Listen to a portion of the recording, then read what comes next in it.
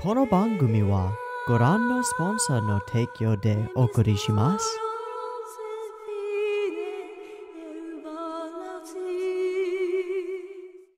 Alrighty, welcome everyone. I'm Teeaboo and I am here for Symphogear episode 4, and probably 5, and maybe 6, and maybe we'll binge the whole season. Who knows?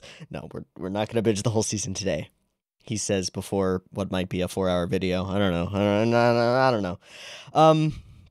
Oh boy, this is difficult. I genuinely had trouble sleeping last night out of sheer excitement and nothing else. Just like laying in bed, Symphogears tomorrow, can't fall asleep, ready go, just in my head. Des. Last couple of episodes were fucking ridiculous. This whole season is shaping up to be the best thing animated that I've ever watched ever. Let's just dive into what notes I have after going back over the videos. I have rewatched both of these episodes a couple of times over the past week. I have rewatched the fights, and specifically the fights right after the transformations, more than a few times this past week, like a lot of times. The rooftop Kirishirabe fight and the fight against Elsa, I have watched multiple times, and they're really good, and I keep noticing new things about them every time that I go through them, and I love them a lot, and it's been a really enjoyable time to experience this piece of media. In any case, we met and were introduced to Noble Red, where Shirabe, and Kirika went ahead and fought Elsa, a sort of cute pink-haired cat girl with a really nice voice, who attaches weird butt plugs to her butt, and they turn into gigantic cat claws and probably other things, and then she murders stuff. She's pretty cool. We fought her. We did the classic thing where we won, but then there was an explosion, and then we cut away, and it was just over. But that's okay because it was fucking hype. And then we moved into Tsubasa, who is, she's distracted by this attack that came upon them, and their inability to protect some stuff, and relies on Maria for a little bit of support, and Maria goes, yeah, okay, and then Tsubasa's like, yeah, but you're singing with me, and Maria's like, wait, what? And then they sing together in a very deliberate echo of the Season 1, Episode 1, Kanade and Tsubasa concert. We've got our pink-haired girl, we got our blue-haired girl, they're singing a song. The actual concert sequence is fucking awesome. But then, we did what Season 1, Episode 1 really wanted to do in the first place, which is, and it did it. It was successful, but now, with years of experience behind the team, and a lot more budget, and no reason to use grape jelly, they made it fucking brutal. Millark appears, the Alkanoids appear, and Tsubasa and I almost said Tsubasa and Kanade. Tsubasa and Maria can hardly get down to the ground floor before hundreds and hundreds, maybe thousands of people are already dead. There is just no chance to save everyone. It just fucking sucks. And this takes its toll on Tsubasa, who is worried about herself as a sentinel. Millark uses this moment of difficulty as she donuts a little girl helplessly in front of Tsubasa's eyes. She uses this to use some kind of weird eye bullshit hex that, I don't know what that is, but it seems like if one of the Sympho girls ends up in a moment of weakness, then the Noble Red girls can do something to them, which will really fuck with them. Some people have indicated to me that, like, the trio is Wolfman and Frankenstein and a vampire, Dracula, so Millark is Dracula, so maybe it's going in with the whole vampire gaze. They can lock you in with their gaze, and then you're enticed by them or whatever. I don't know. In any case, that was how we left off that episode, and it was rough. At which point, we moved into the next episode, where we witness a back alley deal between some dudes in suits and the other Noble Red people, Elsa and Millark. It turns ugly. A particular Yankee Yakuza gangster character gets completely attacked and pretty close to destroyed. Chris and people come and they save everybody, and it's nice. We discovered that the girls in Noble Red are really interested in this RH Zoil type blood, this special blood that I theorize has something to do with custodians, or maybe not. Yeah, at which point Fudo just goes all out and dunks on Basa for a while, telling her that she's not strong enough and she'll never be good enough and she sucks, but maybe there will be some use for her sentinel blood after all.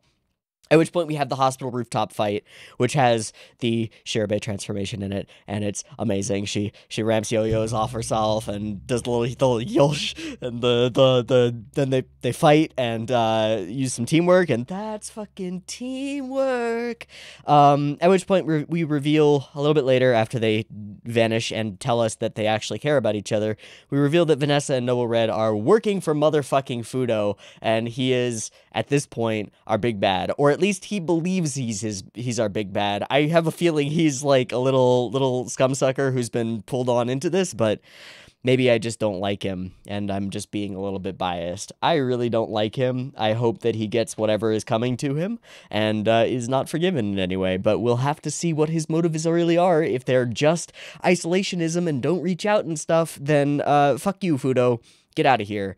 At which point, I would also like to mention a couple of other things. One, the whole international relations dynamic of the show at this point is actually a mirror of the show's major theme, which is, like, currently our big bad, as far as we know, Fudo, doesn't want to reach out, wants to be isolationist, wants to control and maintain all the power in Japan for Japan's own security. So, essentially, put up walls around ourselves and don't communicate with people outside those walls. Well, the Song Girls are an international organization that constantly reaches out to other countries and nations and peoples and tries to help them. Just a little simple thing that I noticed that I thought maybe other people would get a kick out of. I don't know. There were plenty of other things in these episodes. We had there's interesting stuff going on with Miku. I have theories, but we won't get into those because I don't know. And what else? Oh, I have a feeling that we're on the wrong side of everything. Like, our girls, from the very beginning, have been real naive and have just fought because they think that it's the right thing to do, because they're worried about protecting their own normal home lives, as normal as they've been since they've become magic suit wielding superpowered girls. Every enemy that they've faced has been trying to free humanity from a curse that actually genuinely sucks. Now, our girls have found a way around it, which is that they can sing and communicate via that and communicate their emotions genuinely. But I have a feeling that all the villains that we fought up to this point, despite their delusions, despite their not being quite right in the heads, besides Dr. Vare, he's just crazy and awesome. I think all of them have been right, and that we're gonna have a moment of like, wait a sec, have we been helping the custodians this whole time? Because it seems like we've been helping the custodians this whole time. I don't really know. We'll see if anything leads into this theory. I'm not going to stick to it super hard. If you know me, you know that I like to keep my theories vague and nebulous because they're almost never right, especially in a show that can change everything on a dime like Symphogear. So I'm just throwing it out there, throwing out bits and pieces of things that I've thought about over the past week or so, because I think they're interesting, and I think maybe people enjoy hearing me talk about the bullshit that comes up in my mind after I'm watching shows like this. We'll see. In any case, that took a while. We've got some more episodes of Symphogear up in front of us. Let's watch them. So, we have two transformations that have still not been done, right? We haven't seen Tsubasa, we haven't seen Maria. I have a feeling that we're not going to do Tsubasa's transformation until she completes some portion of a character arc. It might surprise me, and we might get it immediately after this, but she seems to be in a real dark place right now, and I would expect that would probably prevent her from communicating effectively, which, because it's sort of part of the point, would probably be a thing. I'm kind of expecting a Maria transformation in this next episode. I don't know how it will come about or what kind of situation she'll be put in, but I'm hoping for it and looking forward to literally whatever this show throws at me. We just got our big villain reveal. We'll see how big it is and whether he's actually a villain or he's just an idiot. My bet's on he's just an idiot, but he'll be a villain for a little while. We'll see. He could turn into a gigantic eldritch abomination at the end and we'll kill him. I'm fine with that. But we've got a little bit more information about our enemies going forward. We keep building up bits and pieces about this Shemha bracelet. We scanned it in the American place, and the custodian attached to it sort of exploded. It has been said to have divine power, which, as far as we know, means that it is a relic that can be wielded by two people in universe, one of them being Hibiki, the other one being Miku. Okay, cool. We'll see how that plays out. And I'm talking too much, so let's dive into the first episode of the day, and we'll just jump in, and I'll shut up for a little while until things start happening and I start squeeing about them. Okay? Okay. So I'm going to watch Symphogear XV Episode 4. I have it up and ready to go. It is at 0 seconds. There will be 2 versions of this reaction video. You can find a picture-in-picture version with the video up there, linked in the description. I'm, at this point, putting all of the Symphogear videos on both BitChute and Pixel Drain, because I don't like that BitChute downscales everything to, like, shit-tier quality and makes all the songs sound like shit, and also my voice sound like shit, and just sounds like shit. So, I'm uploading to BitChute, Pixel Drain, and Mega. Pixel Drain will be in, like, full HD, and you can just download from there. It's probably pretty nice. So check that out. If you haven't checked it out yet, it's been in the links for a little while. I like it as a service a lot better. I don't know how robust it is or how well my files will stay there. Mega will continue being my most robust place to put things for long-term stuff, but BitChute for ease of access. Pixel Drain's about as easy to access as BitChute, honestly, and it's way easier on my end, so let me know what you think of it. And, yeah, you can go and grab those. And if you want to sync up your own copy of the episode with the timer-based version, there will be a timer-based version up on YouTube, though you probably already know this, and you can sync up your own copy, just wait for the beep beep timer and sync up your own thing. It is quite likely that if we get a transformation sequence in this episode, I will pause the episode and go back and rewatch it. I will cut that out of the timer version, so if you see immediately after a transformation sequence a little jump where I go from like to like you know, just one expression of awesome to another, then that's probably where that is, and you can go and find it in the picture-in-picture version and watch that segment where I rewatch the thing, because I've been rewatching the transformation sequences because they're way too much to take in after one viewing. Just letting you know in case you were wondering about that. There will be discussion on the timer-based version. You already know that because you're watching me discuss shit. I'm just stalling. Let me shut up. Let's watch this episode. Beep beep timer. Fuck.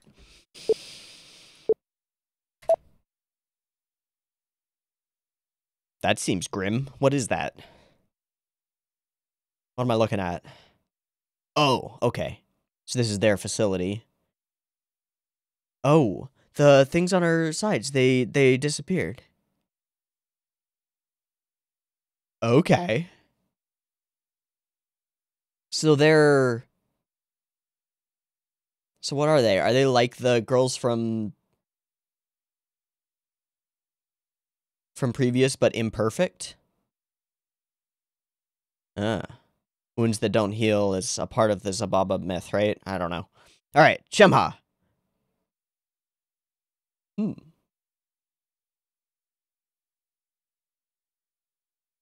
The users and the used, which has so many levels of meaning to it because she's being used by Fudo, or they think they're using Fudo, and then the girls are being used, and then, oh, jeez. It's complicated. I'm just gonna shut up now.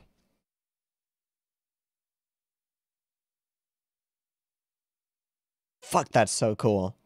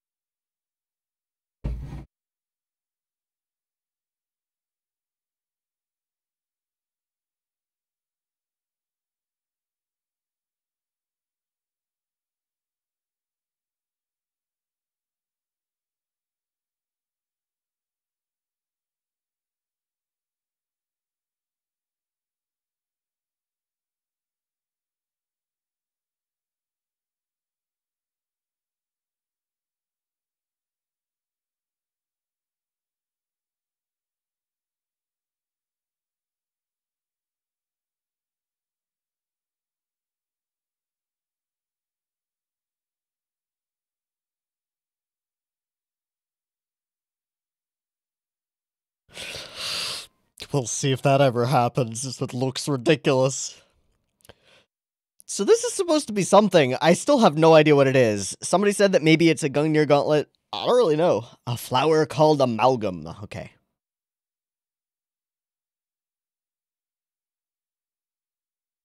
Mm-hmm. Mm-hmm.